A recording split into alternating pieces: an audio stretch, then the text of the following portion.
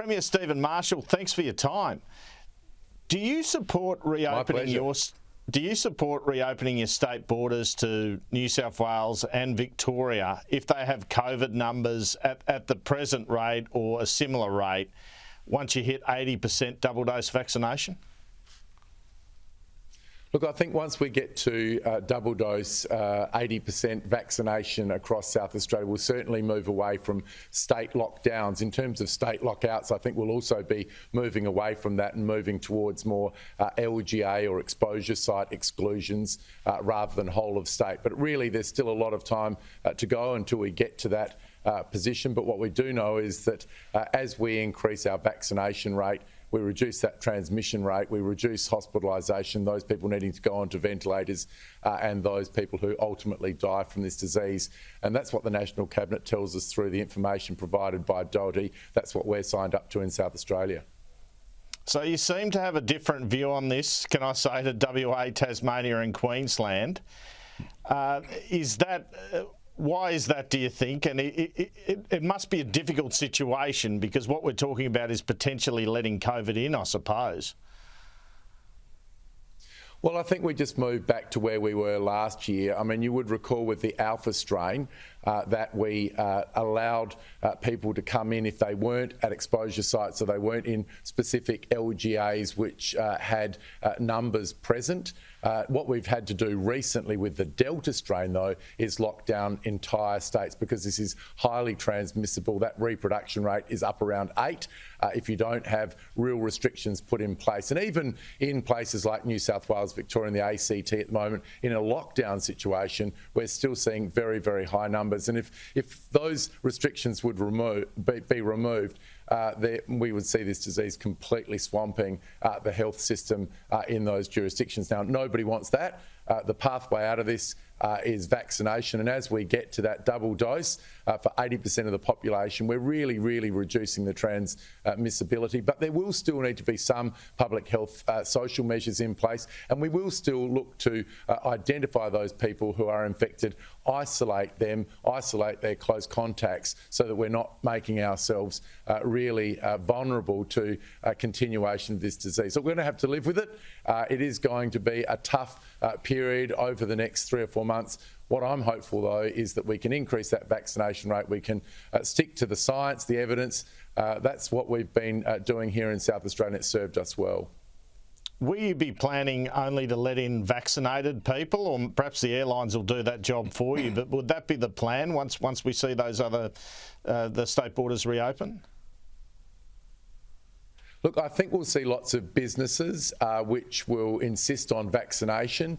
I don't think we'll see governments doing it except if we agree at the national cabinet level. Now, we have for people that are working within aged care facilities. We're looking to also look at people who are working in the transport sector. We've had 6 cases in the last week or so here in South Australia of transport workers who have tested positive. That's put a large number of people in South Australia into isolation, into quarantine, but that means that they're not moving around our general population, and that means the rest of the state has been able to get on with work, getting on with their lives. And we're doing well in South Australia. We have more people employed now than pre-COVID, so our economy is moving strongly, but we can't be complacent. We've got to make sure that we keep this Delta strain at bay for as long as possible, certainly until we get 80% of the population with that double vaccinated status. And I guess there's a bigger impetus to get vaccinated for obvious reasons in New South Wales and Victoria and the ACT at the moment. When do you see South Australia getting to 80% double dose?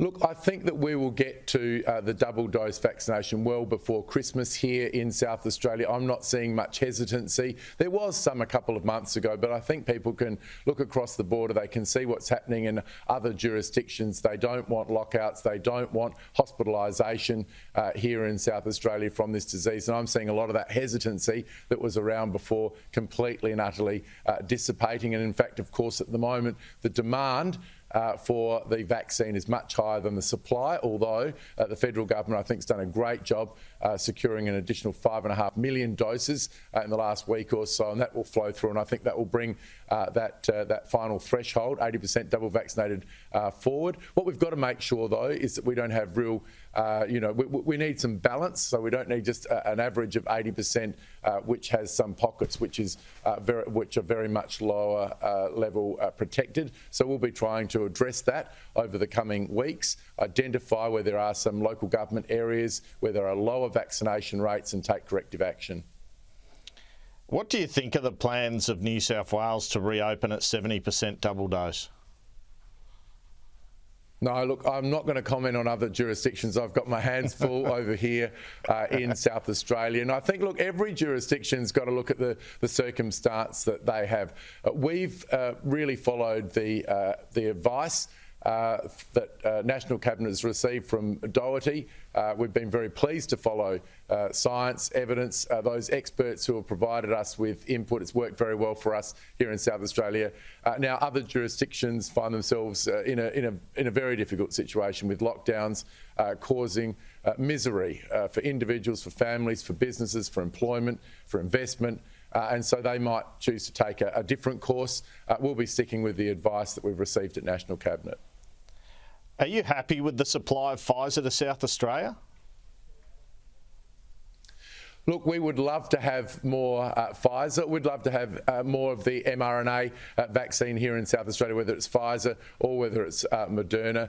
We know that this is absolutely in demand in South Australia, but we also know that we've got to play our role with the national vaccination program. The situation that people in Sydney, Melbourne and Canberra find themselves in is really, really tough, and we made a decision as a National Cabinet to allow those jurisdictions, and I think also Queensland, to be able to bring forward their September allocation increase into August. So there is a little bit of a sort of a mismatch in terms of those vaccines, but we are committed on the National Cabinet to ultimately have that vaccine provided on a pro rata basis. So I think it will correct later this month or early next month. Can you tell me about your home quarantine trial? The Prime Minister mentions this often. What does it involve? How many people does it involve? So we have developed an app which allows people who choose to do their 14 days of quarantine when they come back into Australia at home. It means that they need to check in whenever they are contacted. It uses some facial recognition and some geolocation capability on that app. The trial's underway now. We're into our third week. The technology's been really robust, some final tweaks, but I think this is a great it's a great innovation that can be rolled out right across the country. I mean, ultimately, home-based quarantine's got to be preferable to being locked up in a hotel room, but it's got to be safe as well, and that's why we're doing this trial. And when does it start in terms of people using it, or has it started, and how many people a week will be involved in it?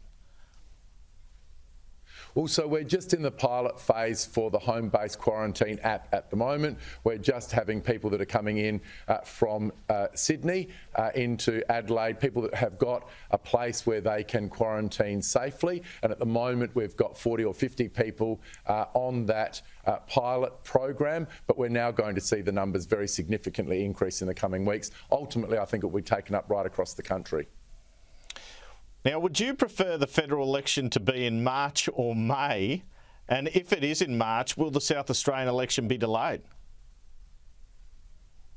Look, if the federal government chooses to have their election in March, then under our statute here, our election moves to April. Look, ultimately, that's the decision for the federal government.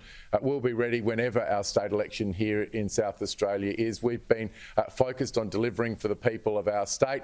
We've kept them safe, we've kept our economy strong, and I expect to continue that into the future. So you're feeling confident? Well, I don't take anything for granted, but what I know about the people in South Australia is they want much more than what they had under 16 years of Labor government in South Australia. We've got record employment in South Australia, record investment, record exports out of South Australia. More than that, I think we've regained our confidence here in South Australia. The previous government wanted to have fake fights with Canberra. We've sat down with Canberra, we've mapped out a plan. We've had great investment from the federal government into South Australia, including the headquarters of the Australian Space Agency, some of our great defence programs, and of course massive increases in infrastructure dollars coming to South Australia, which are fixing our roads, schools, hospitals and a range of other important projects for our state.